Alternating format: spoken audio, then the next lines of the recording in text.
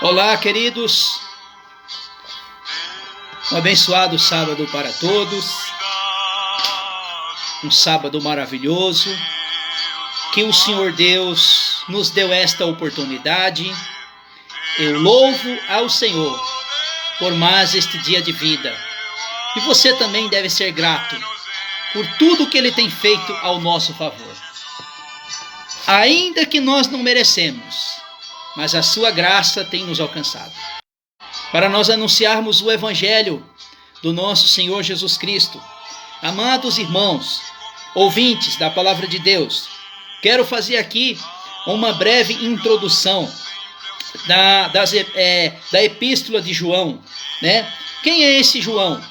Esse João foi aquele pescador que o Senhor Jesus chama junto com Tiago, o seu irmão, André e Pedro, naquela pesca maravilhosa, onde o Senhor Jesus chama esse homem chamado Apóstolo João, o mesmo escritor do Evangelho de João, do Apocalipse e dessas três cartas, essas três epístolas que o nosso irmão João escreve.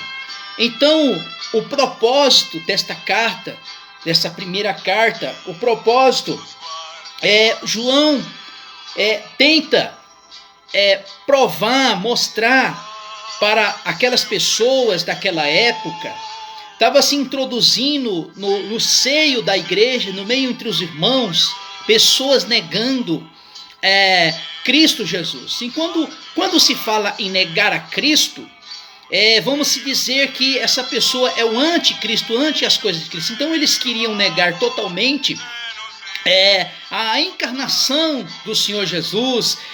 Um exemplo que Cristo foi uma pessoa evoluída, que nem o Espiritismo diz, né, que foi um espírito evoluído, que é o nosso irmão maior. Não, o Senhor Jesus não é um espírito evoluído, nem é o nosso irmão maior, não. Jesus é Deus.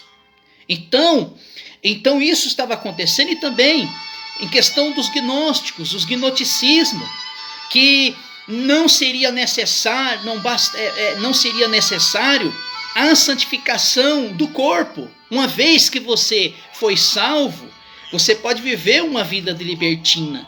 Não é isso que a Bíblia diz, porque a nossa santificação, ela é tanto corpo, alma e espírito. O ato de servir a Deus é um ato de obediência a Deus, não só através do Espírito. Então aqui, amados irmãos, então esta carta aqui, ela serve como um exemplo, apesar que todas as epístolas, a maioria das epístolas de João, de Pedro, de Judas, elas são cartas doutrinárias. São doutrinas para a igreja de hoje. Então tem ensinamentos maravilhosos. Então esta carta aqui, ela foi escrita por volta do ano 85 a 95 DC. Então quero fazer essas exposições da palavra de Deus, meus irmãos, para que nós possamos compreender. Então o capítulo 1 até o versículo 4, o nosso irmão João vai falar da palavra da vida, a palavra viva. O verbo de Deus se fez carne, o verbo de Deus habitou entre nós, quer dizer, Deus se encarnou na pessoa de Cristo Jesus. Então João vai querer mostrar aqui, principalmente no capítulo 2, a partir do versículo 18, João vai querer provar que Jesus não é um ser evoluído, que Jesus simplesmente não é o nosso irmão maior, não, de forma alguma. Jesus é Deus. Então, olha que coisa maravilhosa.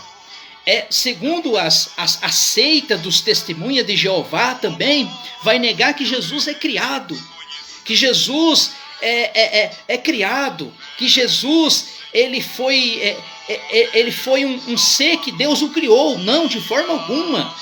O Senhor Jesus, tanto como o Pai, o Filho e o Espírito Santo, ele sempre esteve no princípio de todas as coisas.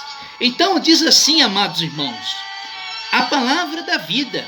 João, capítulo, primeira epístola de João, capítulo 1, versículo 1 diz assim: o que era desde o princípio, e ouvimos e vimos, e com os nossos olhos contemplamos, as nossas mãos e tocaram, e isso proclamamos a respeito ao verbo da vida.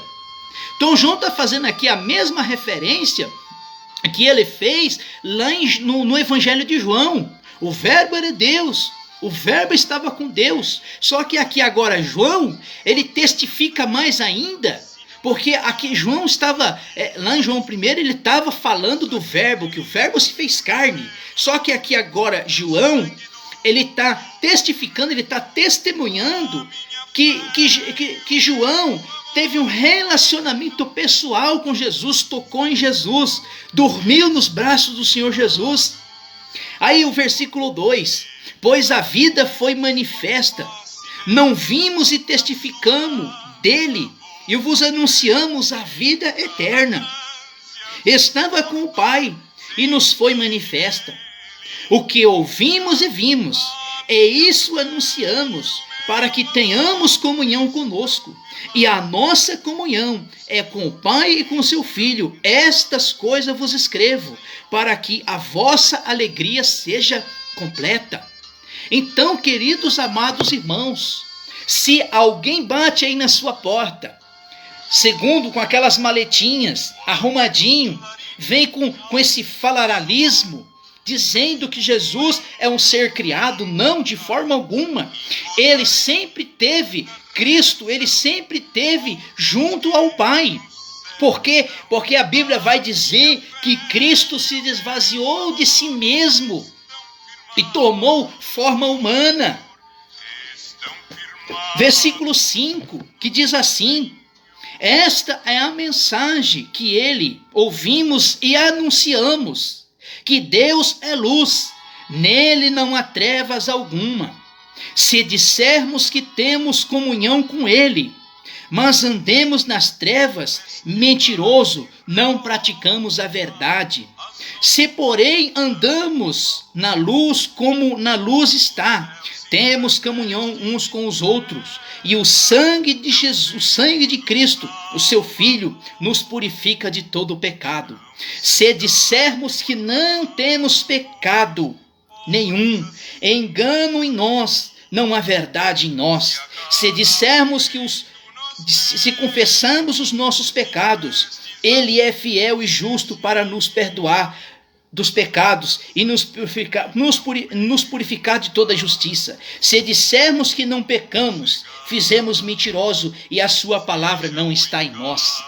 Amados irmãos, tem uma seita por aí chamada preterismo. Eles dizem que o homem não peca mais. Então, vai de contra tudo aquilo que o nosso irmão, servo de Deus, apóstolo João, disse, que se nós dissermos que nós não pecamos, em nós não há pecado, nós somos mentirosos, porque aí é que nós pecamos. Então, o que é dizer pecado? Quer dizer errar o alvo. Foi aquilo que Adão e Eva cometeu lá no Éden, eles erraram o alvo. Então, se nós pecarmos, se nós errarmos o alvo, a Bíblia diz que nós temos que nos confessar, nos arrepender dos nossos pecados, das nossas iniquidades. Porque, amados irmãos, o versículo 9 diz assim: se confessarmos os nossos pecados, ele é fiel e justo. Ele é justo, assim também como Deus nos tornou justo por causa do sacrifício de Cristo Jesus. Se dissermos que não temos pecado, se confessamos os nossos pecados, ele é fiel e justo para perdoar os nossos pecados e nos purificar de toda injustiça. Se dissermos que não pecamos, fazemos mentiroso. A palavra de Deus não está em nós. Quer dizer, a verdade não está em nós. Amém, meus queridos? Fique com essa palavra.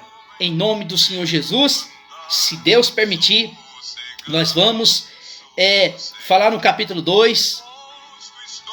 Vai falar do maior mandamento. Que mandamento é esse? Qual é o maior mandamento que o Senhor Jesus nos ortogou? Será que é o Decálogo? Será que é os 613 mandamentos? Formado pela lei? Pela Torá? Será? Então nós vamos saber qual é o maior mandamento. Foi aquilo que Cristo nos ensinou. Que Deus abençoe.